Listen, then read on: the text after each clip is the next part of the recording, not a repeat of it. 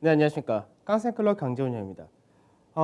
전일 국내 증시 외국인과 기관의 매도세가 이어지는 그런 흐름을 보여줬다는데 외국인 같은 경우는 이제 어제 베어산다에서도 말씀드렸고 앞서도 말씀드렸듯이 국내 증시가 너무나 빠르게 올라오다 보니까 밸류적인 부분에서 매수할 수 있는 여력이 없다 된 그런 케이스였는데 이 부분이 이제 이번 주 본격적인 차익 실험 물량이 좀 확대된 그런 케이스가 되는 거고 그 외적으로 시장에서 이제 미증시 자체도 상당히 큰 폭의 하락이 나타났다는데 시장에서 이제 그러면은 어디까지가 조정이 나올 거고 현금을 많이 만들어 놓으신 케이스라면 어디서부터 매수를 해야 되느냐 이 부분이 현재는 중요한 구간에 들어왔다 이렇게 봐야 될 것 같습니다. 자 하나씩 보면서 진행하도록 하죠. 먼저 이제 어제 증시를 보게 되면 어제 증시가 장 초반에는 1%가 넘는 상승을 보이긴 했었지만 거래량과 거래 대금이 역시 실리지 않은 상태에서 반등세가 보이다가 결과적으로는 하락으로 마감이 되었다 됩니다. 거래 대금이 동시효과 끝나고 나서 그리고 나서 시가외까지 다 해가지고가 20조가 나왔었는데 실제로 장중 마감할 때는 19조대였습니다. 그러니까 거래 대금이 계속해서 감소세를 보인다 이 이야기가 시장에서 매물 자체를 위에서 만들고 거래량 증가 없이 내려온다 돼버리니까 오히려 다시금 위로 가는 데가 굉장히 어려운 구조다 이렇게 되는 겁니다. 그래서 외국인 같은 경우가 우선 6,300억 가까운 매도를 했고 기관에서도 3,900억이 넘는 매도를 보이면서 역시 양쪽에서 1조가 넘는 매도를 했고 이 부분을 개인들이 매수를 했다가 됩니다. 그래서 고객 탁금 자체가 최근 들어서는 유입 자체가 주춤해진 상태에서 바로 그 전날에 4조가 넘는 매수도 했었기 때문에 개인들의 매수세가 얼마만큼 시장 받칠 수 있느냐 이 부분이 중요한 구간에 들어왔다 됩니다. 그래서 어제 같은 경우는 장중에 베이시스가 개선되면서 프로그램이 들어오긴 했었지만 프로그램 매수 규모 자체가 크지 않았기 때문에 시장 자체를 받치기가 어려웠다 됩니다. 그다음에 선물 시장인데 선물 시장에서는 이제 0.46% 정도 하락을 했다 되죠. 그러니까 지수보다는 하락이 작았는데 실제로 그 전날에 선물 쪽에서가 하락이 더 컸었기 때문에 그 베이시스 괴리를 축소하는 과정이 좀 나타났다 이렇게 보시면 되겠죠. 그래서 외인들은 2,500개 정도를 매수를 했다. 다만 선물 쪽에서 누적 매도 자체가 26,000개가 돼 있는데 외인들이 앞전에 선물 쪽에서 매도를 많이 했었을 때가 35,000개까지 늘어났었기 때문에 현재 구간에서 외인들이 시장에 대해서 저점이 형성이 된다라는 자신이 있으면 괜찮은데 현재는 그런 분위기가 아니기 때문에 추가적으로 매도할 수 있는 여력도 10,000개 정도 남아 있다고 생각해야 됩니다. 그래서 베이시스 같은 경우는 마이너스 0.25% 정도로 끝났는데 이 베이시스가 축소가 될 수 있느냐 그래서 프로그램이 들어와서 시장을 어느 정도는 방어할 수 있느냐 이 부분이 핵심이다라고 보셔야 됩니다. 그다음 코스닥인데 코스닥도 마찬가지로 하락을 했다 되죠. 그래서 코스닥 같은 경우는 최근 들어서 거래 대금이 오히려 소폭 증가를 했다가 됩니다. 다만 이게 사실 별로 좋지 않은 케이스인데 거래소 쪽에서가 거래 대금이 평균적으로 23조 4조대를 만들다가 거래 대금이 2조 3조가 줄어들었고 그 줄어든 부분이 현재는 코스닥으로 어느 정도 넘어왔다 되는데 문제는 뭐냐면 거래소가 시장을 끌고 갔었는데 시총상의 대형주 중심에서 그때 중소형이나 코스닥이 그러면 따라가지 않았냐 어느 정도는 상승을 따라갔었다 됩니다. 그럼 거래소 시장이 차익 실현이 나오고 거래 대금이 작아진 상태에서 위로 가는 게 막혀 있으면 조정을 받게 될 경우는 코스닥도 역시 연간을 받는다고 되죠. 그러니까 차라리 한쪽에서 거래 대금이 많은 것이 계속해서 유지를 하면서 매물을 소화하는 과정이 더 나은 케이스인데 넘어왔는데 이쪽이 자체적으로 시장에서 강하게 움직일 만한 모멘텀이 있지 않는다면 결국은 이쪽도 약세를 띈다가 됩니다. 그래서 외국인과 기관 모두 다 매도를 했다는 부분은 동일하다가 됩니다. 자, 환율 한번 보도록 하죠. 이제 시장에서 외국인들이 왜 파느냐. 이제 어저께 이제 자세하게 더 설명을 해드렸지만 국내가 올해 기대되는 영업이익 증가율 자체가 43%인데 국내 증시가 올해 미리 다 뽑아버렸다고 하셨죠. 그러면 윗자리가 더 이상 가기에는 뭔가 특별한 새로운 모멘텀이 있어야 되는데 그 부분이 나오지 않는다면 시장에서는 정말 실적이 기대했던 만큼 나오고 그 이상이 나오는지 확인하는 작업이 필요하다 됩니다. 우리 개인 투자자분들 같은 경우는 시장에서 뭐 대규모로 자금을 운영하지 않는 케이스이기 때문에 실질적으로 그 부분에 대해서 밸류라든지 이런 것들 다 따지지 않겠지만 외국인이라든지 연금 같은 대규모의 자산 운용사 같은 경우는 그 부분을 따질 수밖에 없다 됩니다. 그러니까 현재 구간에서 외국인들이 살 수 있는 부분이 사실 공매도도 안 되는 케이스이기 때문에 살 수 있는 여력이 제한적이고 오히려 차익이 떨어질 수밖에 없다는데 그만큼 엄청난 평가이익을 얻었기 때문이었습니다. 그러면 여기서 문제는 뭐냐면 차라리 그러면 외국인들이 들어올 수 있는 환율 여건이 되면 환차 이익을 볼 수 있다는 기대치에 따라서 단기적인 물량이 들어올 수도 있는 케이스인데 문제는 뭐냐면 환율을 보게 되면 환율 같은 경우가 12월 중순에 1,080원 저점 만들었었죠. 그래서 실질적으로 11월 달 환율의 하락폭 자체가 약 5% 정도 하락을 했었는데 5%라는 환차 이걸 외인들이 얻어갔다가 되는 겁니다. 그러면 문제는 시장에서 1,080원 잘 때를 아예 깨버리면 괜찮은데 깨지 않고 달러 역시도 반등을 하다 보니까 환율 자체가 1,100원대에 올라왔다 되는 거죠.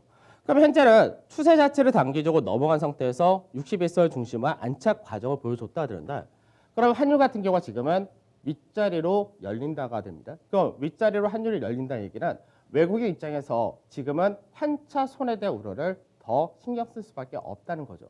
그러면 환율 같은 경우가 1,110원이라는 절대 넘어갈 경우는 어떻게 되면 시장에서 앞전에 이 박스를 만들었던 폭만큼이 열리기 때문에 이렇게 될 경우가 1,130원에서 40원까지 올라선다가 됩니다. 그러면 그 가격대가 왔을 때는 시장이 바닥이 거의 만들어진다라고 생각을 하는데 이때는 오히려 환율적인 부분만 놓고 볼 때는 환차 이익을 볼 수 있기 때문에 이때는 외인들이 단기적으로 들어올 수 있는 모멘텀이 형성이 된다가 됩니다. 그래서 우선은 지금 현재 구간에서는 환율이 올라간 쪽으로 방향을 잡고 있기 때문에 그런 부분에서는 외인들의 매도 물량이 여전히 이어질 가능성이 높다. 이렇게 보셔야 되겠죠. 자, 해외 증시 보도록 하죠. 해외 증시에서 중국 증시 같은 경우는 어저께 강보합을 보여줬다 됩니다. 근데 이제 중국이 작년 같은 경우가 가장 글로벌 국가들 중에서 가장 경제 성장률이 좋은 국가였죠. 그만큼 코로나에 따른 영향을 최소화했었다. 이 부분이 가장 먼저 올라올 수밖에 없었던 그런 부분이다. 올해 경제가 정상화된다 했을 때 금리라든지 유동성을 먼저 움직일 수 있는 그런 국가가 되기도 합니다.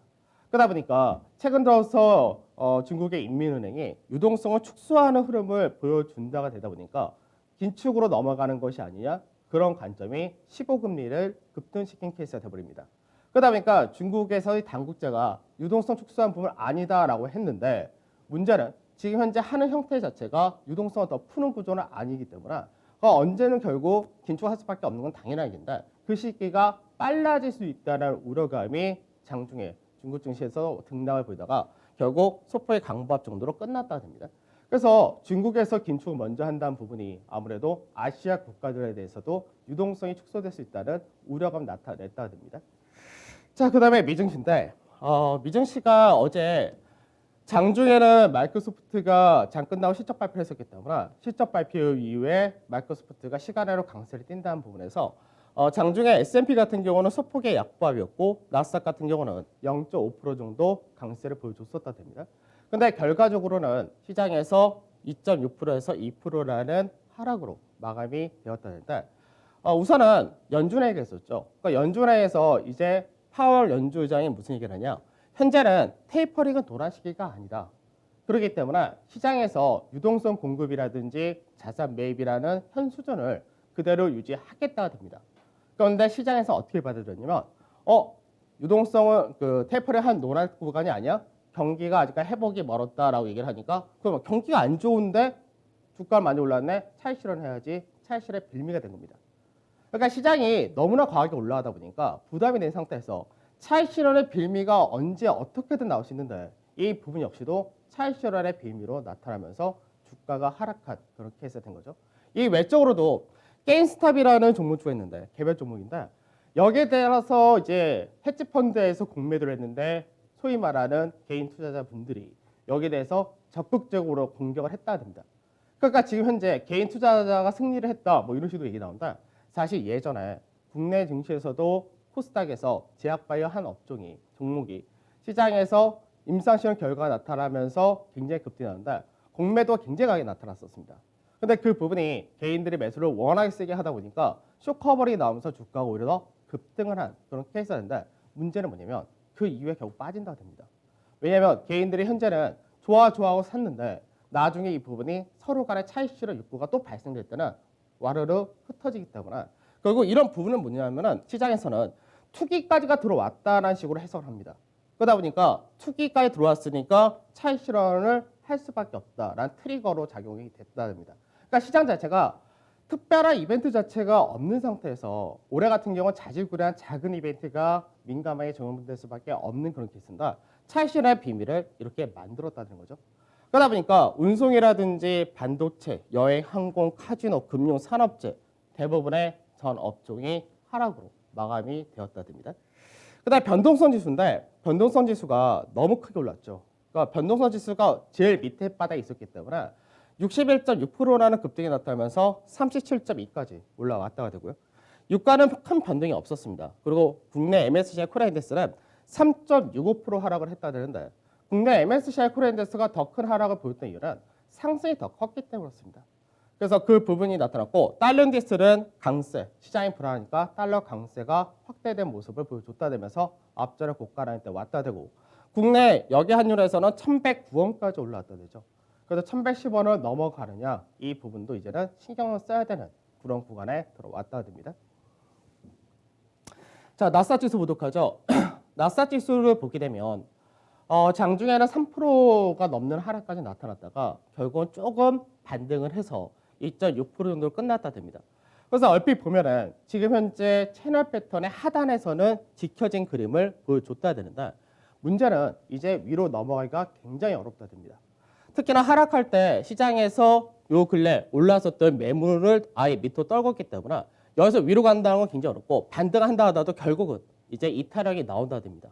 그럼 이탈형이 나오게 되면은 기본 마디폭이 떨어진다 되기 때문에 이 경우 나스닥 같은 경우는 12,500에서 12,730선 여기까지가 우선 기본적인 하락폭이 나올 수 있다로 열어두셔야 됩니다. 자, 그 다음에 S&P인데 S&P는 이탈을 했다가 되죠.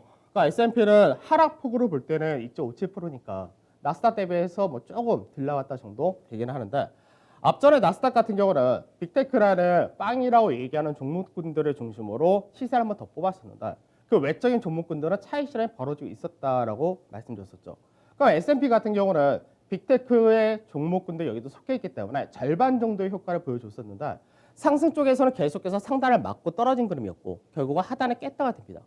그럼 이제 윗자리 자체가 매물이 생겼고 대부분의 투자자들이 무슨 생각을 하냐? 반등할 때는 팔아야 된다는 생각을 할 수밖에 없다 됩니다.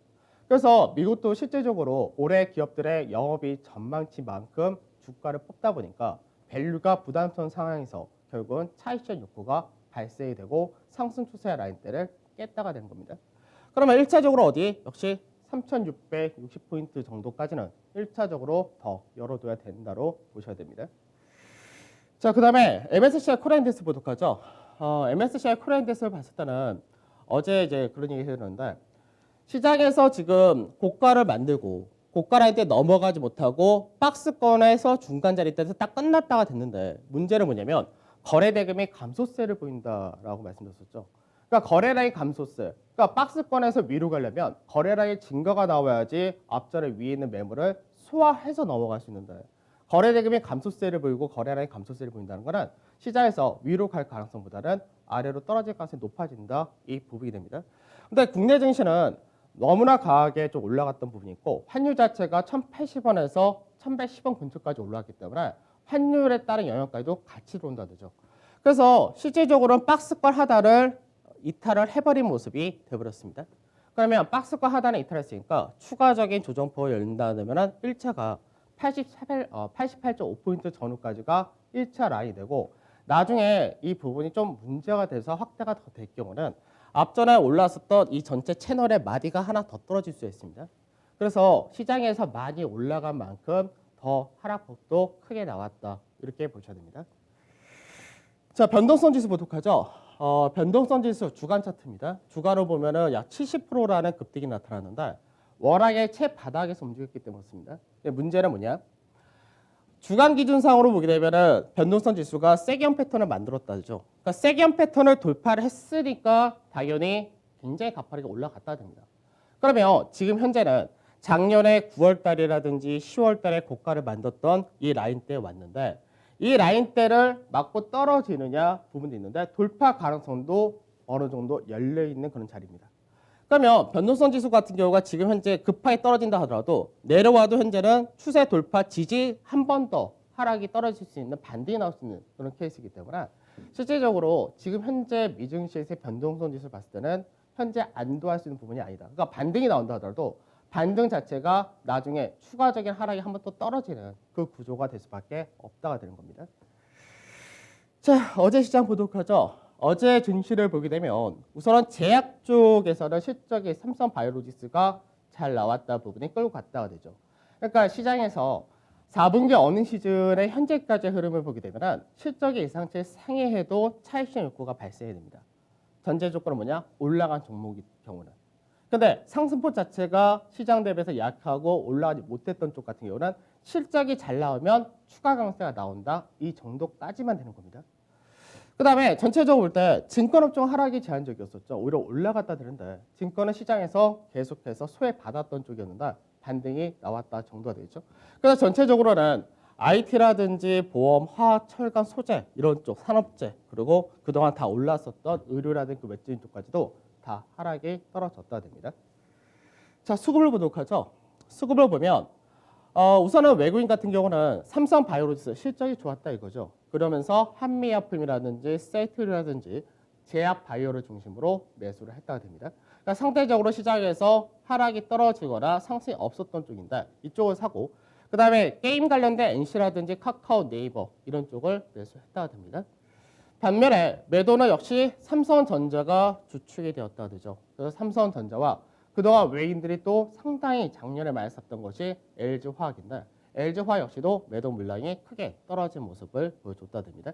그 다음에 이제 현대모비스라든지 하이닉스라든지 그 외적인 시총 상위 매도가 전반적으로 나왔다 되죠. 자, 그 다음에 기관입니다. 기관에서는 마찬가지로 실적이 어디서프라이즈 기아차가 굉장히 잘 나왔습니다. 그 다음에 삼성바이오로직스 역시 샀다 되고 하이닉스를 하이닉스 내일 실적 발표죠. 그 다음에 이제 네이버라든지 SK, LG와 이런 쪽을 샀다는 거의 비슷하게 나타난다 됩니다. 반면에 매도는 역시 삼성전자에 대해서 매도가 컸고 그 다음에 현대차라든지 LG전자라든지 현대모비스라든지 그동안 많이 올랐었던 자동차 관련 쪽에 대해서도 매도가 나왔다 이렇게 보셔야 되죠. 그러니까 결국은 시장에서 아주 이제 실적 자체가 시장 예상보다 월등히 높게 나오거나 그동안 시장에서 상승이 제한적이어가지고 어느 정도 하락에 대한 리스크가 좀 제한적이거나 이쪽에 대해서는 그래도 매수가 들어왔는데 많이 올라간 쪽에 대해서는 차익 실현이 강하게 나타났다는 겁니다. 자, 오늘 이제 삼성전자 실적 발표가 있죠. 삼성전자가 현재는 어떻게 보면은 사실 삼성전자가 시장의 상승을 먼저 끌고 갔습니다. 그런데 이제 삼성전자가 끌고 가다가 외국인들이 처음에 많이 샀죠. 삼성전자 중심으로 해서. 근데 이제 외국인들이 팔기 시작했던 것이 실제로는 이 가격대부터 팔기 시작을 했습니다. 여기서부터 팔기 시작했죠. 여기서부터 본격적으로 팔기 시작을 했는데 이 라인대에서 이 상승을 금융투자의 배당 투자와 개인들이 다 올렸다 되죠. 그러다 보니까 외국인 같은 경우는 계속해서 11월 달 이후에 들어왔던 물량은 판다가 되면서 물량을 다 던졌다가 답니다. 그러니까 외국인은 현재 이 종목에 대해서 11월 달 들어왔던 물량은 싹 다 팔았다가 되는 거죠. 그러면 지금 현재 외국인들이 다 팔았으니까 살 거냐? 이 부분인데 삼성전자에 대한 평가 이익은 어마어마하다 보니까 아직까지 더 팔 수 있는 여력이 무궁무진하다가 됩니다. 그러니까 시장의 여건이 불안하다 싶으면 더 매도를 한다는 건데 오늘 중요한 거는 삼성전자가 주주 할인 정책을 발표를 하는 것이 시장에서 기대치를 충족시켜 줄 수 있느냐 이 부분이 될 겁니다. 근데 만약 그 부분이 나오지 못한다면 삼성전자는 실제로 이 가격대를 깰 가능성이 높은데 이 가격이 84,000원짜리인데 84,000원을 완전히 이탈해야 될 경우는 삼성전자가 78,000원에서 8만원 사이까지는 열어둬야 된다고 됩니다. 그래서 오늘 삼성전자가 지수를 받쳐줄 역할을 해준다면 지수 자체가 하락이 제한될 수 있는데 그렇지 못하다면 시장에서 영향을 더 크게 미칠 수밖에 없다 됩니다. 자, 종합주가지수 보도록 하죠. 종합주가지수 이제 어제와 그제 얘기했던 부분이 시장에서 이제 조정일수 뭐 이런 거 다 따지게 되면은 실제로는 2월 1일 날이 단기 저점이 나올 거냐, 2월 8일이냐 이 부분인데 실제로 그동안 상승했던 날짜 수를 다 계산을 하면은 실제로 2월 8일 그때가 오히려 저점될 가능성이 높다고 보입니다. 그러면 지금 현재 시장에서 박스권의 상단 자리에서 중간 마디 자리 위에서 끝나긴 했는데 실제로 이 자리 때는 깬다가 되겠죠. 그러면 이제 날짜하고 어느 정도 조정폭이 가능하냐 이 부분 따져야 되는데 N자형 하락으로 조정할 경우는 어떻게 된다? 즉 앞전에 고가를 만들고 하락했던 폭, 이 폭이 약 고가에서 저가까지 8.7% 정도 된다. 3,200 넘어갔었죠. 그래서 그 자리대를 고가로 할 경우는 조정폭 마디가 한 2,580 정도 됩니다. N자형 기본 마디로 떨어질 경우는. 그 다음에 박스권 마디로 떨어질 경우, 이 경우는 시장에서 2,840 정도까지는 열어둬야 됩니다. 그리고 나서 채널 패턴으로 깨지게 될 경우, 채널도 이제 하단의 이탈할 가능성이 높아진다. 이 자리를 깨게 될 경우는 2,880 정도가 됩니다. 그러니까 시장에서 지금 현재 현금을 많이 만드셨다거나 아니면 시장에서 대비를 좀 해놓으셨다면 지금 급하게 산다 이런 게 아니라 시장에서 중간에 반등이 나온다 하더라도 어차피 미증시가 이제 한 번에 하락이 이제 떨어진 거지 그 다음에 반등이 나오고 나서 추가 하락은 어차피 열려 있습니다. 그러면은 국내 증시에서도 마찬가지로 급하게 살 필요가 없이 천천히 사는데 2월 1일에서 2월 8일이라는 시간을 두고 이 가격대 그러니까 2,840에서 2,980 정도 요 라인대에서 서서히 불안 매수를 한다 정도. 근데 어저께도 말씀드렸듯이 현금이 많다고 해서 현금을 전량 소진해서는 안 됩니다. 지금 현재 제가 말씀드린 건 기본 마디인데 나중에 시장에서 이 정도 빠졌으니까 충분하게 메리트 있는 구간대 들어온 게 맞는데 나중에 추가적인 악재 또 발생될 수도 있기 때문에 그 부분이 뭐가 나올지 모르는데 그렇기 때문에 시장에서 어느 정도는 항상 여유력을 만들고 가야 됩니다. 올해 시장이 어렵다고 말씀드렸던 부분이 사실 이건데 어느 정도 뽑고 나면은 중간중간 조정이 상당히 커진다는 부분입니다. 그래서 중간중간 조정이 커지기 때문에 이 조정이 커질 때 대비를 못 해놓으면은 시장에서 위로 갈 때 샀다가 밑으로 갈 때 손절하고 이런 과정이 반복되면은 올해 시장이 굉장히 어려워진 거라서 파도 타기를 잘해야 된다는 부분이 사실 이 부분입니다. 그래서 어저께 자세히 설명을 해드렸는데 그래서 요 라인대 정도 생각하셔야 됩니다. 그래서 이 부분은 대형 지수도 거의 동일하다가 됩니다. 대형 지수와 종합주가 지수가 지금 지수가 거의 비슷하기 때문에 똑같은 구조로 생각하시면 될 것 같습니다. N자형 마디, 박스권 마디, 채널 마디 떨어질 때의 구조. 자, 그럼 코스닥은 어떻게 되냐? 코스닥도 안 좋겠죠. 왜냐하면 코스닥도 마찬가지로 같이 올라간 케이스가 상대적으로 대형 대비해서 시총상위 대형주 대비해서 상승이 작았다 부분이지 같이 올라간 부분은 동일하다가 되게 되었습니다. 그래서 코스닥 같은 경우도 이 하단 자리대를 깬다 되면은 다시 한번 앞전에 저점 라인대를 체크할 가능성이 높습니다.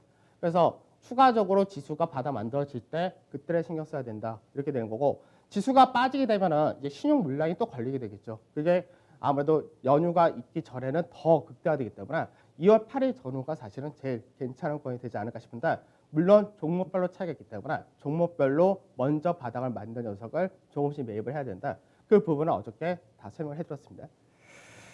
자, 그래서 시장에서 본격적인 어닝과 연준회의가 들어왔다. 이 부분이 차익 실현의 비밀을 결국은 제고했다 됩니다.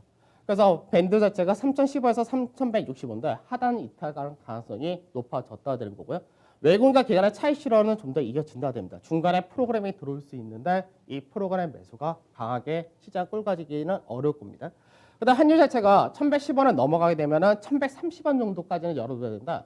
이 라인대를 넘어서면 그때부터는 외인들이 환차손보다는 환차 이익을 볼 수 있는 구조가 만들어지기 때문에 수급이 서서히 개선되는 부분은 이때부터 나올 걸로 보입니다. 그래서 시장에서 종목권 순환 현상이 다 마무리되었다면 이제 시장에서 단기적으로 2월 8일에서 2월 1일에서 2월 8일 이 정도가 1차 기본 마디폭 조정폭 나오기 때문에 이 구간대 정도부터가 어느 정도 하는 건데 코스피 지수 기준으로는 2,830에서 2,970 정도 여기까지는 기본으로 열어두셔야 됩니다. 자, 어저께 배웠습니다. 뭐 원래 6시로 알고 있어 7시였는데 6시 이렇게 했더라고요. 그래서 어저께 혹시 못 보셨던 분들은 한 번 더 체크하시면서 시장에 대한 전체적인 그림을 확인하시고 단기적인 시장에서는 피해야 될 땐 피해야 됩니다. 올해 시장이 어려운 부분이 사실 그 부분이기 때문에 시장에서 흥분하지 말고 꼭 내가 고가에서 판단 생각도 버리고 올해 시장은 적당히 팔고 적당히 사고 이거 잘 하셔야 될 겁니다. 저는 내일 찾아뵙도록 하겠습니다. 감사합니다.